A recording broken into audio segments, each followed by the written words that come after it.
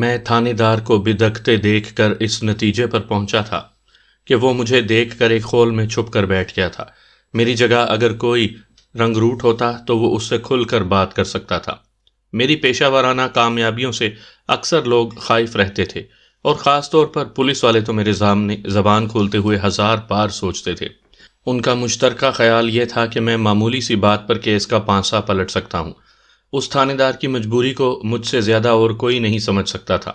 میں نے اس کی چٹکی لیتے ہوئے کہا، جناب، اگر میری معلومات اپ ڈیٹ نہیں ہیں تو آپ ہی کچھ مہربان ہو جائیں۔ اگر آپ مجھے کچھ اس سلسلے میں بتا دیں گے تو کوئی قیامت نہیں آ جائے گی۔ انسان کو اپنی ضرورت پوری کرنے کے لیے خود محنت کرنی چاہیے۔ وہ رکھائی سے بولا۔ اوکے، میں نے ٹھہرے ہوئے لہجے میں کہا، پھر اضافہ کیا، میرا خیال آپ سے بہت مختلف ہے۔ اس نے چونک کر میری طرف دیکھا۔ وہ خیال بھی بتا دیں؟ میں آپ کی طرح بخل سے کام نہیں لوں گا۔ میں نے ایک گہری چوٹ کرتے ہوئے کہا، میرا خیال ہے راجہ بڑی آسانی سے چھوٹ جائے گا۔ جب منافقت ہی گفتگو کا وسیلہ ٹھہری تو پھر کنجوسی کس بات کی؟ جھوٹ کی فصل کو جھوٹ کی درانتی ہی سے کاٹا جاتا ہے۔ یہ آپ کی خوش فہمی ہے، وہ حقارت بھرے لہجے میں بولا۔ شاید آپ کو معاملے کی سنگینی کا احساس نہیں ہے، اس لیے بڑے آرام سے یہ بات کہہ رہے ہیں۔ میں نے اس کی آنکھوں میں دیکھتے ہوئے بے پرواہی سے کہا، آپ پتہ نہیں کون سی سنگینی کی بات کر رہی ہیں، یہ تو معمولی سے ایکسیڈنٹ کا معاملہ ہے۔ میں نے تو قتل کے ملزموں کو بغلیں بجاتے ہوئے رہا ہوتے دیکھا ہے۔ راجہ تو اس کیس سے ایسے نکلے گا جیسے مکھن کے اندر سے بال۔ وہ بے یقینی سے دیدے پھاڑ کر مجھے تکنے لگا۔ میں نے کہا، انچارج صاحب، آپ کو میری کون سی بات پر حیرت ہو رہی ہے؟ بیگ صاحب، آپ تو اتنے دعوے سے راجہ کی رہائی کی بات کر رہے ہیں جیسے پولیس چوڑیاں پہنے بیٹھی ہے۔ تو وہ تمسخرانہ انداز میں بولا، بابا قوم جیب میں پہنچ کر بڑے بڑوں کو چوڑیاں پہنا دیتے ہیں۔ میں نے طنزیہ لہجے میں کہا، پولیس کس قطار شمار میں ہے؟ کیا مطلب ہے آپ کا؟ وہ بگڑے ہوئے لہجے میں بولا۔ میں نے کہا، کیا مطلب بھی مجھے ہی سمجھانا ہوگا؟ آپ بڑی اکھڑی اور الجھی ہوئی باتیں کر رہی ہیں۔ آپ سلیس اردو میں بیان کر رہے ہیں نا؟ میں نے ترکی بہ ترکی کہا۔ اس نے لمحہ بھر کو ٹٹولتی ہوئی نظر سے مجھے دیکھا اور ٹھہرے ہوئے لہجے میں بولا، پہلے آپ نے کہا کہ راجہ اس معمولی سے کیس سے بآسانی چھوٹ جائے گا، پھر آپ ملزم کی بے بسی کی کہانی سنانے میں لگ گئے۔ اگر ہم نے ملزم کو اتنی آسانی سے چھوڑنا ہوتا تو گرفتار کر کے حوالات ہی میں کیوں ڈالتے؟ اس قسم کی ڈرامے بازی کی بھی تو ضرورت ہوتی ہے، میں نے معنی خیز انداز میں کہا، تاکہ مصیبت زدہ شخص کے لواحقین کی جیب کو ہلکا کیا جا سکے۔ آپ ہم پر رشوت کا الزام لگا رہے ہیں، وہ تڑق کر بولا۔ پہلے بھی آپ نے کرنسی نوٹوں کے سلسلے میں بابا قوم کا ذکر کیا ہے۔ آپ کا کیا خیال ہے، میرا دعویٰ بے بنیاد ہے؟ میں نے تمسخرانہ انداز میں استفسار کیا۔ بالکل، سراسر بے بنیاد، وہ قطعیت سے بولا۔ ہم نے راجہ کے سلسلے میں اس کی ماں سے ایک دھیلا بھی نہیں لیا۔ اس نے راجہ کی ماں کا حوالہ دیا تو مجھے یقین ہو گیا کہ وہ نادرہ بیگم سے ایک تگڑی رقم بٹور چکا ہے۔ میں نے ملزم کے لواحقین کا ذکر کیا تھا۔ اگر اس نے واقعی ایک پیسہ وصول نہ کیا ہوتا تو وہ خاص طور پر اس کی ماں کا تذکرہ نہ کرتا۔ میں نے اس کے چہرے کا نقاب اتارنے کی غرض سے کہا، میرا انداز بڑا مبہم تھا۔ آپ کے انکار سے کیا فرق پڑتا ہے انچارج صاحب؟ وہ مجھے 5,000 ایڈوانس میں دے گئی ہے اور اس کا دعویٰ ہے 10,000 آپ کو دینے کے بعد وہ میرے پاس پہنچی تھی۔ آپ ہی نے اسے کسی وکیل کی خدمات حاصل کرنے کا مشورہ دیا تھا۔ کیا آپ مسز ہارون کی بات کر رہے ہیں؟ میں نے معنی خیز انداز میں سر ہلایا اور کہا، جی ہاں۔ یہ بڑی جھوٹی عورت ہے، وہ بے ساختہ برہمی سے بولا۔ کس سلسلے میں وہ جھوٹی ہے انچارج صاحب؟ میں نے طنزیہ لہجے میں کہا۔ وہ بات بدلتے ہوئے بولا، کچھ نہیں، میں کچھ اور سمجھا تھا۔ آپ بالکل ٹھیک سمجھے ہیں انچارج صاحب، میں نے اس کی آنکھوں میں دیکھتے ہوئے کہا۔ اب پردے سے باہر آ جائیں، میں تو سارے پتے سامنے رکھ کر کھیل رہا ہوں۔ جب میں نے نادرہ بیگم سے 5,000 روپے وصول کرنے کا اقرار کر لیا ہے تو آپ بھی 10,000 کی وصولی کی رسید دے دیں۔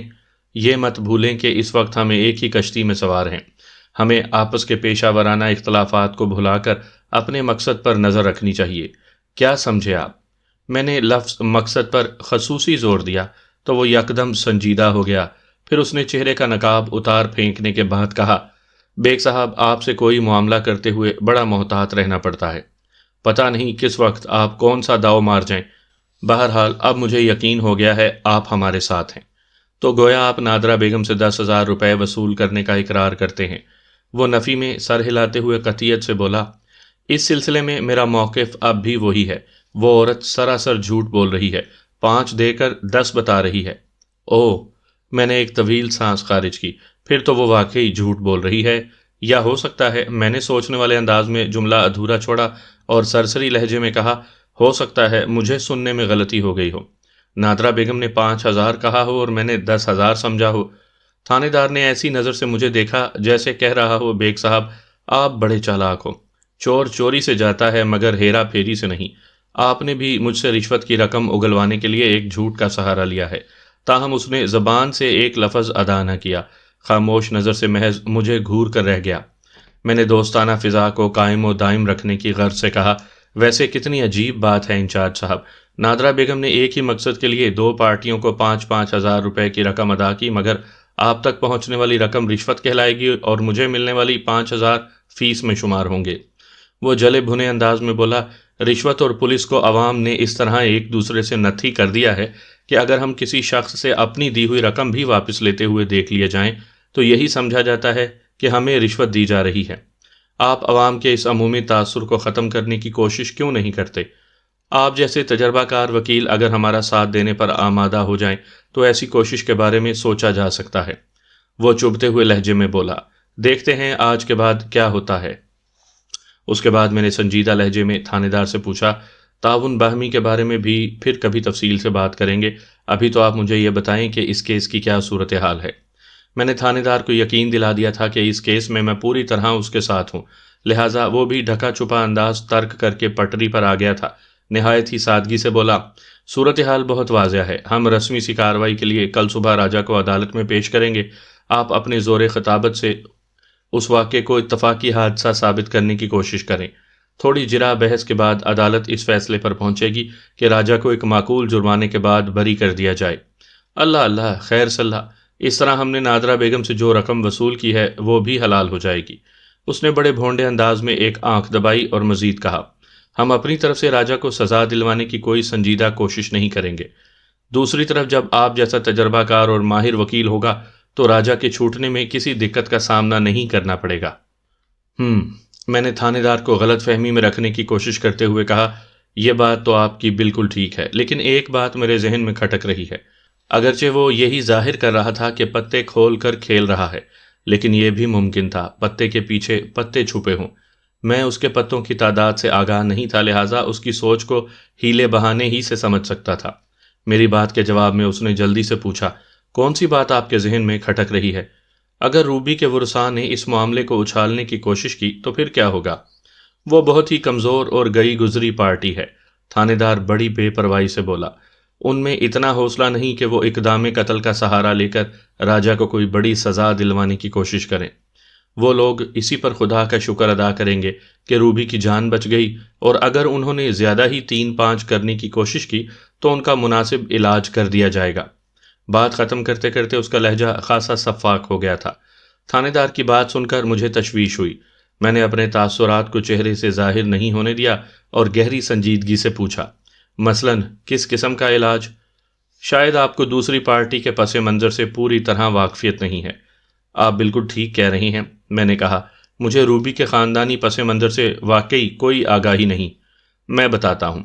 وہ دونوں ہاتھ میز پر رکھتے ہوئے بولا، زخمی ہونے والی لڑکی روبی کی فیملی صرف 3 افراد پر مشتمل ہے، یعنی روبی، اس کی ماں اور اس کا بیمار باپ۔ وہ ایک لمحے کو متوقف ہوا، پھر بات جاری رکھتے ہوئے بولا، روبی شدید زخمی ہو کر ہسپتال میں پڑی ہے، اس کا باپ علیم الدین ٹی بی کی آخری سٹیج پر ہے، علاوہ ازیں وہ دمے کا بھی مریض ہے۔ وہ کافی عرصے سے صرف بستر کا ہو کر رہ گیا ہے۔ آج آ کر روبی کی ماں نزت باقی بچتی ہے۔ بوڑھی نزت سلائی وغیرہ کا کام کر کے گھر کے مسائل کو حل کرنے کے لیے کوشاں رہتی ہے۔ ان حالات میں وہ سانس لینے کے لیے متوقف ہوا، پھر میری طرف دیکھتے ہوئے بولا، آپ ہی بتائیں کس کے بس میں ہے کہ وہ کیس کو اٹھانے کے لیے عدالتوں کے چکر کاٹے؟ کم از کم یہ کام نزت کے بس کا تو نہیں۔ میں روبی اور اس کے والدین کے لیے دل میں ہمدردی رکھتا ہوں، اسی لیے میں نے وہ علاج والی بات کی ہے۔ وہ اتنا کہہ کر خاموش ہو گیا۔ میں نہیں جانتا تھا کہ وہ آگے کیا کہنے کا ارادہ رکھتا ہے، اس لیے میں بھی چپ ہی رہا۔ تھوڑی دیر کے بعد وہ دوبارہ گویا ہوا، میں نے مسز ہارون سے اس سلسلے میں بات کی تھی، وہ اپنے بیٹے کے کیس میں بڑی کشادہ دلی کا ثبوت دے رہی ہے۔ اگر روبی کی ماں نے زیادہ شور مچانے کی کوشش کی تو سکہ رائج الوقت سے اس کا منہ بند کر دیا جائے گا۔ وہ چند سیکنڈ کے لیے متوقف ہوا، پھر عجیب سے لہجے میں بولا، بیگ صاحب آپ مجھ سے زیادہ جانتے ہیں، عدالتوں کے چکر کاٹنے سے کچھ حاصل نہیں ہوتا سوائے جوتے گھسنے اور جیب پھٹنے کے۔ جب تک آپ جیسے کسی قابل وکیل کا ساتھ نہ ہو، اپنا حق وصول کرنا بھی ممکن نہیں۔ چلو، نصرت کو تھوڑی بہت رقم مل جائے گی تو اس کے بہت سے گھریلو مسائل حل ہو جائیں گے۔ میرا خیال ہے یہ بات اس کی سمجھ میں آ جائے گی۔ تھانے دار کے ہمدردی جتانے کے انداز سے مجھے زیادہ حیرت نہیں ہوئی۔ یہ دنیا بڑی خرابے کی جا ہے، اور اس خرابے کا سبب اس میں بسنے والے انسان ہی ہیں۔ اکثر لوگ مفاد پرست، خود غرض اور بے حس ہوتے ہیں۔ وہ مطلب برآری کے لیے ایسی مکاری دکھاتے ہیں کہ ان کا عمل بڑا نیک اور مثبت نظر آنے لگتا ہے۔ دیکھنے والے یہی سمجھتے ہیں کہ ان سے زیادہ کوئی ہمدرد اور انسان دوست ہو نہیں سکتا۔ اس طرح وہ دوسرے سے ہمدردی جتا کر اپنا الو سیدھا کر لیتے ہیں۔ تھانے دار بھی کچھ اسی قسم کی نیکی کرنے کا ارادہ رکھتا تھا۔ میں نے تھانے دار سے پوچھا، کیا روبی کا باقاعدہ بیان لیا گیا ہے؟ اس نے نفی میں سر ہلاتے ہوئے بتایا، ابھی تک وہ ہوش ہی میں نہیں آئی۔ عدالت اس سلسلے میں سوال کر سکتی ہے، خصوصاً اس صورت میں کہ بے ہوش ہونے سے پہلے اس نے ڈاکٹر کو راجہ اور اس کی گاڑی کے بارے میں بتایا تھا۔ وہ بے پرواہی سے بولا، عدالت جب پوچھے گی تو دیکھ لیں گے۔ میں اپنی مطلوبہ معلومات حاصل کر چکا تو جانے کے لیے اٹھ کر کھڑا ہو گیا۔ ٹھیک ہے، مجھے اجازت دیں، میں نے الوداعی مسافے کے لیے اس کی جانب ہاتھ بڑھاتے ہوئے کہا۔ کل صبح عدالت کے کمرے میں ملاقات ہوگی، دو مخالف دھڑوں کے روپ میں۔ اس نے بڑی گرم جوشی سے میرا ہاتھ تھام لیا اور معنی خیز لہجے میں بولا، دو ایسے مخالف دھڑے جن کا مقصد ایک ہی ہو۔ ہاں، کبھی کبھی ایسا بھی ہوتا ہے، میں نے سرسری انداز میں کہا۔ اگلے ہی لمحے میں تھانے دار کے کمرے سے نکل کر اپنی گاڑی کی جانب بڑھ رہا تھا۔ سامعین کرام، آپ سن رہے ہیں مرزا امجد بیگ ایڈوکیٹ کے لڑے گئے مقدمات کے سلسلے میں ایک دلچسپ اردو داستان جس کا نام ہے شام مال۔ یہ اس سلسلے کی قسط نمبر 3 ہے۔ مجھے امید ہے آپ کو میری یہ کاوش پسند آ رہی ہوگی۔ آپ نے اگر ابھی تک میرا چینل کہانی گھر سبسکرائب نہیں کیا تو ابھی میرے چینل کو سبسکرائب کر کے بیل نوٹیفیکیشن آن کر لیجئے تاکہ آنے والی ہر نئی کہانی کی اطلاع بروقت آپ تک پہنچ سکے۔ میں نے اپنی گاڑی کو اس ہسپتال کے باہر روک دیا جہاں کے ایمرجنسی وارڈ میں روبی زیر علاج تھی۔ اس ہسپتال کے بارے میں نے نادرہ بیگم سے تفصیلاً معلومات حاصل کر لی تھی، لیکن میں نے ایسا کوئی ارادہ ظاہر نہیں کیا کہ میں روبی سے ملنے ہسپتال جاؤں گا، اور تھانے دار کو بھی میں نے اس سلسلے میں کوئی بھنک نہیں دی تھی۔ تاہم میں نے اپنے دفتر سے روانہ ہوتے وقت یہ فیصلہ کر لیا تھا کہ راجہ کے انٹرویو کے بعد میں مذکورہ ہسپتال جا کر روبی کو ایک نظر ضرور دیکھوں گا۔ راجہ سے ہونے والی ملاقات اور تھانے دار کے عزائم جان لینے کے بعد تو یہ اور بھی ضروری ہو گیا تھا کہ متاثرہ پارٹی کی خبر گیری کی جائے۔ اس وقت رات کے 10 بجنے والے تھے۔ میں نے اپنے کوٹ اور ٹائی کو اتار کر گاڑی کی عقبی نشست پر ڈال دیا، بریف کیس کو بھی گاڑی کے اندر ہی رہنے دیا اور دروازے لاک کر کے ہسپتال کی عمارت میں داخل ہو گیا۔ ایمرجنسی وارڈ تک رسائی حاصل کرنے میں مجھے کسی دقت کا سامنا نہیں کرنا پڑا۔ ڈیوٹی ڈاکٹر سے مجھے معلوم ہو گیا کہ روبی کو کہاں رکھا گیا ہے۔ میں سیدھا اسی طرف بڑھ گیا۔ وہ ایک بڑا سا ہال تھا جہاں کم و بیش 25 بیڈ لگے ہوئے تھے اور ان میں سے کوئی بھی خالی نظر نہیں آ رہا تھا۔ میں ان بیڈز کے درمیان سے گزرتے ہوئے C13 تک پہنچ گیا۔ مجھے بتایا گیا تھا کہ روبی کو C13 پر رکھا گیا ہے۔ روبی کی آنکھیں بند تھیں، لگ بھگ پورا سر سفید بینڈیج میں چھپا ہوا تھا۔ اس کے سینے تک سفید چادر کھینچی ہوئی تھی، لہٰذا میں اندازہ نہ لگا سکا کہ سفید شیٹ کے نیچے زخموں اور چوٹوں کی کیا پوزیشن ہے۔ البتہ بائیں بازو پر کوہنی کے قریب پلاسٹر چڑھا ہوا تھا جو کسی خطرناک فریکچر کی نشاندہی کر رہا تھا۔ اس کے دائیں بازو میں ڈرپ لگی ہوئی تھی۔ سٹینڈ پر لگی ہوئی ڈرپ کے اندر موجود لیکوڈ کے رنگ سے اندازہ ہوا کہ گلوکوز میں کسی قسم کے انجیکشن وغیرہ بھی شامل کیے ہوئے تھے۔ روبی کے جسم کا جتنا حصہ کھلا ہوا تھا اس سے مجھے یہ سمجھنے میں کوئی دقت محسوس نہیں ہوئی کہ وہ ایک خوبصورت لڑکی تھی۔ ایک بات کی مجھے حیرت ہوئی، ایمرجنسی وارڈ کے آس پاس کوئی پولیس والا دکھائی نہیں دے رہا تھا، حالانکہ وہاں ہمہ وقت کسی نہ کسی کو موجود رہنا چاہیے تھا تاکہ ہوش میں آتے ہی روبی کا بیان قلم بند کیا جا سکے۔ حادثے کے شکار شخص کے بیان کی بڑی اہمیت ہوتی ہے۔ روبی نے راجہ کے بارے میں ڈاکٹر کو جو کچھ بتایا تھا وہ ناکافی تھا، لیکن لگتا تھا کہ تھانے دار نے راجہ کے ساتھ خاص رعایت برتنے کا فیصلہ کر لیا تھا، اسی لیے وہ روبی کے بیان کو کوئی خاص اہمیت نہیں دے رہا تھا، اور میرے خیال میں وہ اپنے فرائض سے غفلت برتنے کا مرتکب ہو رہا تھا جس کے لیے اس پر کوئی بڑی مصیبت بھی آ سکتی تھی۔ میں یہ سوچتے ہوئے مضروب لڑکی کی طرف متوجہ ہو گیا۔ روبی کے بیڈ کے نزدیک ہی لوہے کی بینچ پر ایک سانولا سا خوش شکل نوجوان بیٹھا تھا۔ وہ بلا شبہ ایک ہینڈسم شخص تھا۔ میری معلومات کے مطابق والدین کے سوا روبی کا اس دنیا میں اور کوئی نہیں تھا، لہٰذا میں توقع کر رہا تھا کہ اس کے بیڈ کے قریب اس کی ماں نصرت سے میری ملاقات ہوگی۔ اس پرکشش نوجوان کو دیکھ کر مجھے قدرے حیرت ہوئی۔ میں نے سرسری انداز میں روبی کا جائزہ لینے کے بعد جب سوالیہ نظر سے اس نوجوان کی طرف دیکھا تو اس کی آنکھوں میں میرے لیے بھی ایک استفسار جھلک رہا تھا۔ وہ میری آمد کو بھی غیر متوقع محسوس کر رہا تھا۔ میں اپنا کوٹ اور ٹائی گاڑی میں چھوڑ آیا تھا، لہٰذا مجھے بحیثیت وکیل تو پہچانا نہیں جا سکتا تھا۔ میں نے اس نوجوان کی حیرت دور کرتے ہوئے ٹھہرے ہوئے لہجے میں کہا، میرا نام امجد ہے، میں روبی کے باپ کا ایک دیرینہ دوست ہوں۔ اوہ! وہ جلدی سے اٹھ کر کھڑا ہو گیا، پھر مسافے کے لیے میری جانب ہاتھ بڑھا دیا۔ میں نے پہلے آپ کو کبھی نہیں دیکھا امجد صاحب۔ اس کی آنکھوں میں بے یقینی تھی۔ میں کراچی سے باہر گیا ہوا تھا، میں نے سرسری انداز میں بتایا، پھر اس سے پوچھا، اور تم کون ہو؟ میرا نام فیصل ہے، اس نے جواب دیا۔ میں نے روبی کی طرف دیکھنے کے بعد سوالیہ نظر سے فیصل کو دیکھا تو وہ قدرے نروس ہو گیا، پھر تامل کرتے ہوئے بولا، میں روبی کا کزن ہوں۔ اس کے لہجے کی لڑکھڑاہٹ نے مجھے بتا دیا کہ وہ دروغ گوئی سے کام لے رہا تھا، مگر میں نے مزید کوئی سوال کر کے اسے کسی امتحان میں ڈالنا مناسب نہیں سمجھا۔ اگر میں اسے کہتا کہ روبی کے کسی کزن سے میں واقف نہیں ہوں تو مجبوراً اسے بھی میری طرح بہانہ کرنا پڑتا کہ وہ کراچی سے باہر گیا ہوا تھا، یا پھر اسی نوعیت کی کوئی اور توجہ۔ نصرت کہاں ہے؟ میں نے فیصل نامی اس نوجوان سے پوچھا۔ آنٹی ذرا کینٹین تک گئی ہیں، اس نے جواب دیا۔ میں نے روبی کی طرف دیکھتے ہوئے سوال کیا، اس کی کیا صورتحال ہے؟ صورتحال خاصی گمبھیر ہے، وہ فکر مندی سے بولا۔ شدید چوٹیں آئی ہیں، روبی کو کم از کم 1.5-2 مہینے تو بستر پر ہی رہنا ہوگا۔ میرے استفسار پر اس نے مزید بتایا کہ روبی کے سر کے عقبی حصے میں سب سے زیادہ خطرناک چوٹ آئی تھی، جس کی وجہ سے اس کی کھوپڑی چٹک گئی۔ ڈاکٹروں کو سر میں 12 ٹانکے لگانا پڑے ہیں، وہ بڑی مشکل سے خون روکنے میں کامیاب ہوئے ہیں۔ بائیں بازو میں کوہنی کے قریب فریکچر ہوا تھا، اسی طرح دائیں ٹانگ میں پنڈلی کی ہڈی بھی ٹوٹی تھی۔ فیصل نے بتایا کہ پنڈلی پر بھی پلاسٹر چڑھا دیا گیا۔ اس کے علاوہ پسلیوں میں بھی اچھی خاصی ضربیں لگی تھیں۔ سڑک پر گھسیٹنے کے سبب چہرے پر جو خراشیں آئیں وہ بھی معمولی نوعیت کی نہیں تھی، الغرض وہ ٹوٹ پھوٹ کر زندہ بچ گئی تھی۔ وہ روبی کی شکست اور ریخت کی تفصیل بتا چکا تو میں نے پوچھا، ڈاکٹر نے اس کے بارے میں کیا کہا ہے؟ ڈاکٹر نے اس کی حالت خطرے سے باہر بتائی ہے، تاہم روبی کو کم از کم 1 ہفتے تک ہسپتال میں رہنا ہوگا۔ ڈاکٹر کا کہنا ہے کہ سر والی چوٹ کی وجہ سے روبی کی یادداشت بھی متاثر ہوئی ہے، وہ نہیں جانتی کہ اس کے ساتھ کیا واقعہ پیش آیا ہے۔ میں نے فیصل سے پوچھا، تم کب سے یہاں ہو؟ حادثے کی اطلاع ملتے ہی میں آنٹی کو لے کر ہسپتال آ گیا تھا، اس نے بتایا، تب سے یہیں پر ہوں۔ اس دوران روبی کو ہوش آیا تھا؟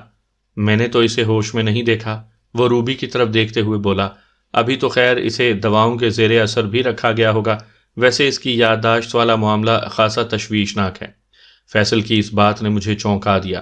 میری معلومات کے مطابق روبی نے ہسپتال پہنچ کر ڈاکٹر کو راجہ اور اس کی گاڑی کے بارے میں بڑے واضح الفاظ میں بتایا تھا۔ اس کے بعد وہ بے ہوش ہو گئی تھی۔ اگر واقعی اس کی یادداشت کے ساتھ کوئی گڑبڑ ہو گئی تھی تو صورتحال مزید گمبھیر ہو جاتی تھی۔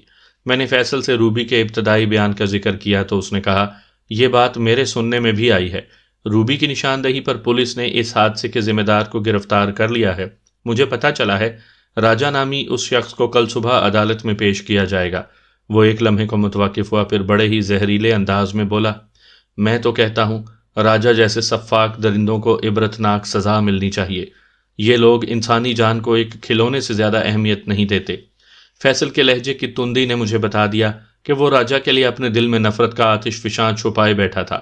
میں نے تسلی آمیز لہجے میں کہا، تم فکر نہ کرو، قصوروار کو قرار واقعی سزا ملے گی، وہ پولیس کی کسٹڈی میں ہے۔ پولیس؟ اس نے یک لفظی جملہ بول کر خاموشی اختیار کر لی۔ اس ایک لفظ پر مشتمل جملے میں اس نے پولیس پر اپنے عدم اعتماد کا اعلان کر دیا تھا۔ میں نے ایک نئے زاویے سے اسے کریدا، برخوردار، تمہاری باتوں سے میں نے اندازہ لگایا ہے کہ تم راجہ کو اچھی طرح جانتے ہو۔ بہت اچھی طرح جانتا ہوں جناب، وہ دانت پیستے ہوئے بولا، وہ ایک فراڈ ٹریول ایجنٹ ہے، اس نے روبی کو قتل کرنے کی کوشش کی ہے، میرا بس چلے تو میں… اس نے نفرت انگیز انداز میں جملہ ادھورا چھوڑ دیا۔ یہ سمجھنا کچھ مشکل نہیں تھا کہ وہ آگے کیا کہنے کا ارادہ رکھتا تھا۔ اس کے جذبات نے مجھے بہت دور تک سوچنے پر مجبور کر دیا۔ راجہ کے لیے اس کی نفرت میں ایک خاص قسم کی تپش موجود تھی، وہ تپش جو رقیب روسیہ کے لیے ہوا کرتی ہے۔ نفرت اور محبت بڑے عجیب جذبات ہیں۔ اپنے انداز و اطوار میں ایک دوسرے کے لیے سوا سیر ثابت ہونے کی کوشش میں لگے رہتے ہیں۔ ان دونوں کو ایک دوسرے کے بغیر چین بھی نہیں پڑتا، اس لیے آس پاس ہی موجود رہتے ہیں، اور بعض اوقات ایک کے اندر سے دوسرا جنم لیتا ہے۔ ہم جس شے کو پسند کرتے ہیں اسے نقصان پہنچانے والے سے ہمیں نفرت محسوس ہونے لگتی ہے۔ اسی طرح جو شخص ہمارے لیے قابل نفرین ہو، اس کی مخالفت کرنے والا ہمیں اپنا سا لگنے لگتا ہے، ہمیں اس سے محبت ہو جاتی ہے۔ فیصل کے ساتھ بھی کچھ اسی نوعیت کا معاملہ معلوم ہوتا تھا۔